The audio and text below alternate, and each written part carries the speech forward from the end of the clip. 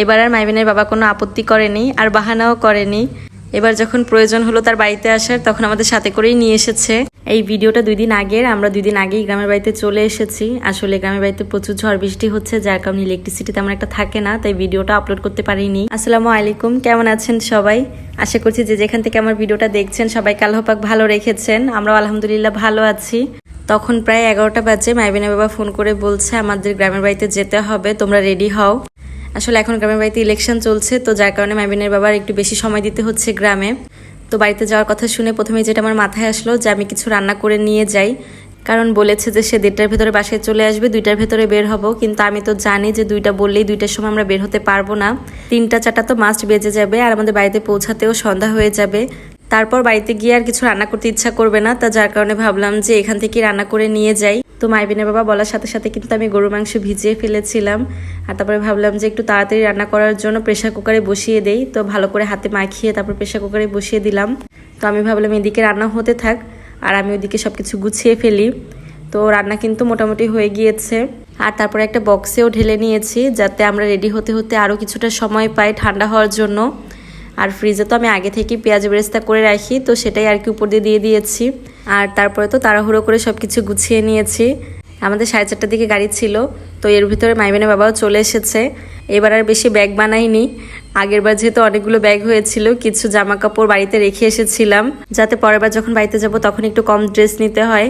তো একটা লাগেজেই সবার জামা কাপড় নিয়েছি, আর একটা শপিং ব্যাগে খাবার নিয়েছি। তো কিছুক্ষণ ওয়েট করার পর আমাদের বাস চলে এসেছে।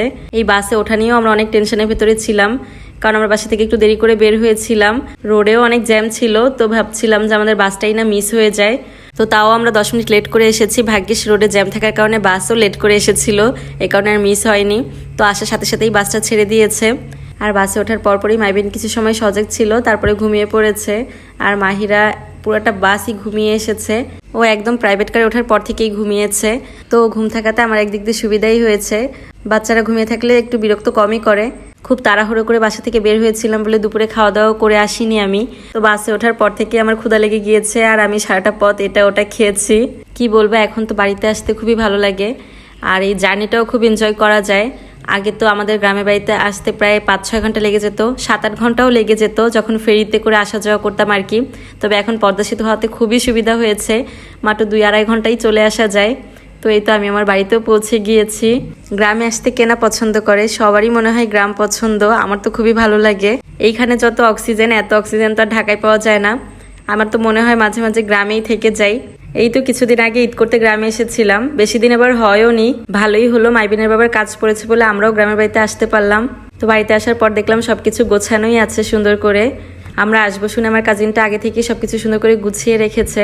সবকিছু গোছানো দেখে মনে শান্তি লেগেছে যে আর গোছাগুছির কাজটা অত তো করতে হবে না। আর আমি তো রান্নাটাও বাসা থেকে করে নিয়ে এসেছি, তো আমার কাজটাও অনেকটা সহজ হয়ে গিয়েছে। কারণ জার্নি করে আসার পরে কিন্তু তেমন একটা কাজ করতে ইচ্ছা করে না, যতই সেটা কম জার্নি হোক। তো মাইবিনের বাবা আমাদের রেখেই আবার বাজারে চলে গিয়েছিল।